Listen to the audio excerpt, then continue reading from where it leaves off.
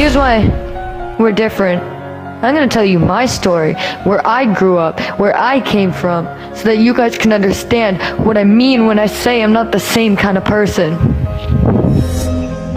I grew up in Tilsonburg when nobody rapped, okay? So I had to rap against the D12 scrappers that were on the TV all the time, because I felt like they were in the same lane. They could rap the same way, in the same tight way, when they up at night, you know? So I felt like I could actually have competition when it came to that. But anyone else on the street that I was rapping with was whack.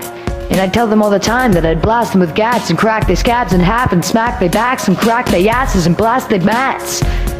Put them in the back of my Pontiac, right?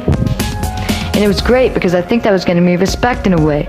Because as long as I didn't have love for my own city and I had love for them, it was okay. But now that I think about it, my city needs love, right? But how am I supposed to get them to forgive me at night? I love Canada. We have a lot of things that are way better than America. It's really beautiful down here, and the weather is amazing. We never get tornadoes here in Tilsonburg because we're right in the middle of the continental shelf, which pretty much means that we won't have an earthquake if we wanted to, okay? That's why I'm glad I'm not rich and I'm not living in California. Because I'd probably be dead if I were there, and hell, people would be ganging up on me, and I wouldn't even be able to talk about anything, right? Fuck that. My mom's a beautiful woman and I love her to death, but she definitely hurt me when she did a lot of things like neglected me as a child because my dad would smoke crack upstairs in the bathroom, you know? And that was really rough for us. We've always been broken, we've never wanted that to change, and yeah, you can pucker up and kiss our asses. Because we know that fame would change our asses. And we know that that's not what we want. We just want to get to people that are cracking up jokes, or people that understand where we come from. I started smoking weed when I was 14, started doing pills when I was 16, then I started doing drugs in the street, and my mom kicked me out 10 times a week. Until she finally meant it, and I got charged for scratching my little sister in her neck shit. I was only 17, and that was my first charge. Then after that I got charged multiple times after for B&Es and, you know, evading arrest and robberies and robbers with intent to use weapons and credit card frauds. And I even had a couple of fucking death threats and maybe even a couple trespassing.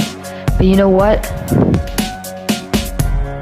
He doesn't know what it was like to actually sleep in a fucking homeless shelter every fucking night for 3 years, or sleep on the tent that's in the fucking park and get kicked out every night by cops that parking on their cars saying you can't sleep here, you gotta go somewhere else. And we asked them, how are you gonna do that when everybody in this business is shelving their records?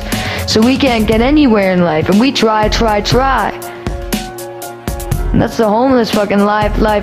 Smoking meth every fucking night. And I was only 70 pounds back then. Then I had to go and get mental health help for 9 months, man.